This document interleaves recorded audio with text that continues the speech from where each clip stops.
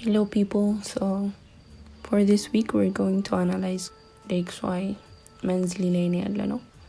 So here is our point of interest, which is fair value gap. Price በጣም ነው ወደ ታች የወረደው. And then like weekly ላይ need weekly ላይ ደግሞ as we can see like from this fair value gap ነክቶ market structure shift ሰጥቶናል. ይሄንንም ሎ ሰብሮ ዘግቷል. But እዚች ጋር fair value gap አለን, which is our point of interest, and there is a low here. So እዚህ አካባቢ ይመጣል ብለን አስባለሁ for this week. አሁንም ማለት ነው daily በፊት እንዳለው ነበረ እዚህ ጋር ነበር፣ ግን እዚህ fair value gap ነክቶ ነበር ይወርዳል ያለው ወደዚህኛው መጥቶ ወደ 15% of it of this dealing range look ደርሶ ወርዷል.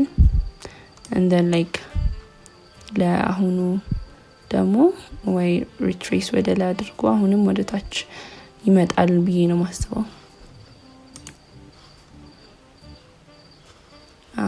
DXY USD እንደዛው ተቃራኒ ማለት ነው.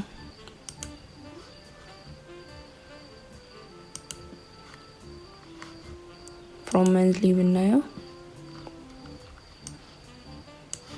from this fair value gap ቀይረን ወደ ላይ ወጥተናል.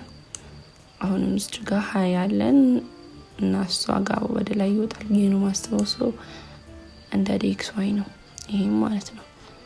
እዚህ ሃይ ይመጣል ብለን ነበር ኤክስፔክት ያደርግነው ያለፉት ዊኮች ትንሽ ሪትሬስ አድርጎ ወደ ላይ ሄዷል ማለት ነው. daily so it looks like this. አሁንም ትንሽ retracement ተጠብቃለሁ ከዛ በኋላ bullish. then gold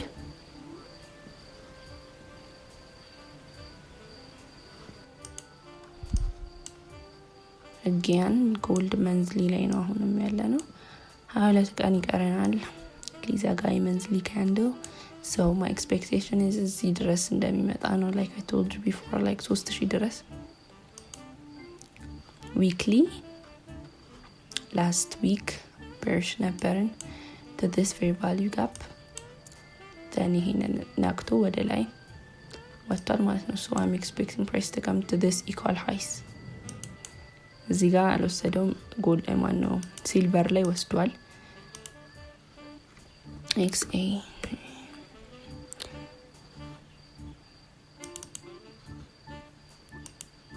ለው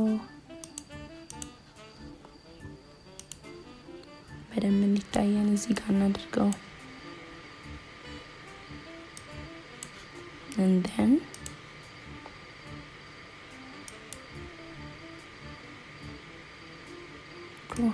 እዚህ ድረስ ይሄ ሎ ተወስዷል, ይሄ ወደ ላይ ነው.